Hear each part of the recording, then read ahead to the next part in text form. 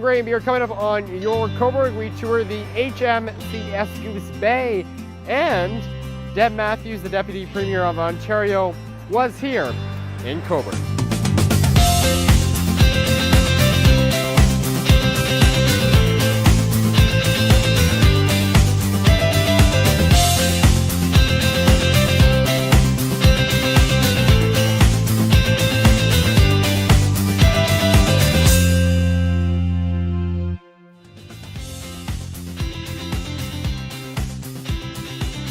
The HMCS Goose Bay was docked in the Cobourg Harbour on Tuesday. The ship was unable to make it into the harbour last year and had to anchor further out, but many people were excited when the ship was successful this year, and tours of the ship were available in the morning and afternoon. The town of Cobourg also held a welcome reception for the captain and crew, and over 300 people participated in the events.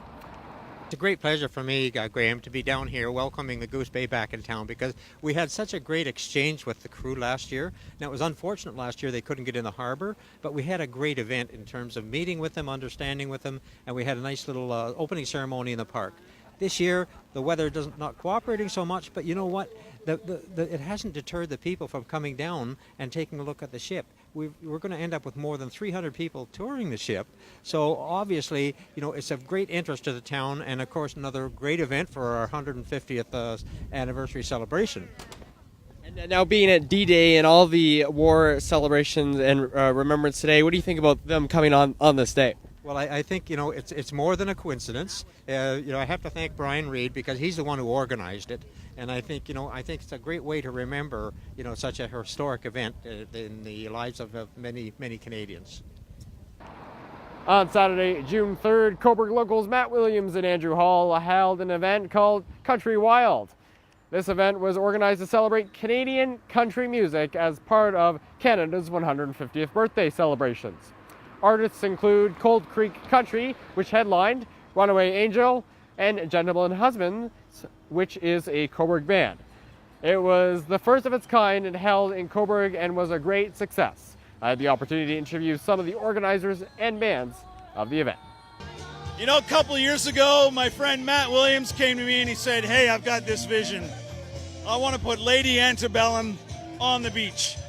And I said, "No, that probably never happened." But here we are 2 years later, and we're just off the beach, and we've got some of Ontario's best country music talent, and we're super proud to be presenting Cold Creek County as our headliner tonight.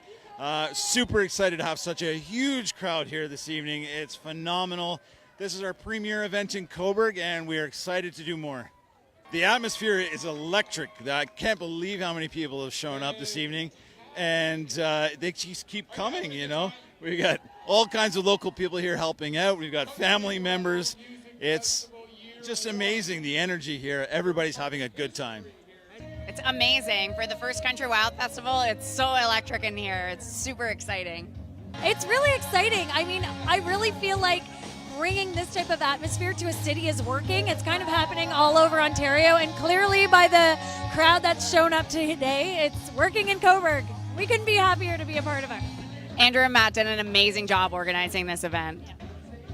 Deputy Premier of Ontario, Deb Mathews, was at CCI on Wednesday to talk about OSAP and how grade 12s and students going to post-secondary education can get grants and loans from the Ontario government. And it is more accessible and easy than ever before, as you can just go on the OSAP Ontario website and you can just click on a calculator to estimate how much money you could potentially get as you head off to post-secondary. So she was joined with Lou Rinaldi and local KPR representatives and town representatives to talk about this launch and how students can truly get involved with post-secondary education and get more funding than ever before.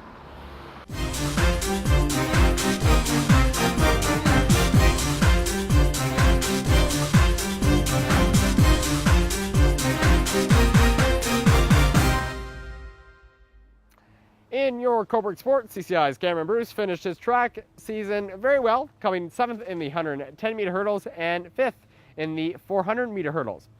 As it was a very successful championships in Belleville for OFSAA, I interviewed Cam and participants and to talk about the events.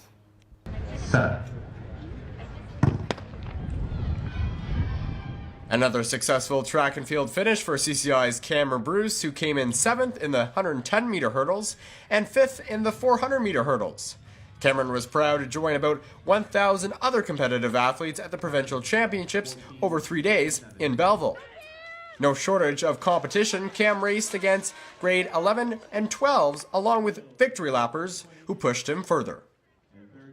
It was a really good race. It felt really good. I was really glad to get in the finals against a really tough field of a lot of guys who were a lot older than me, so I was happy to get in there. It was a good race.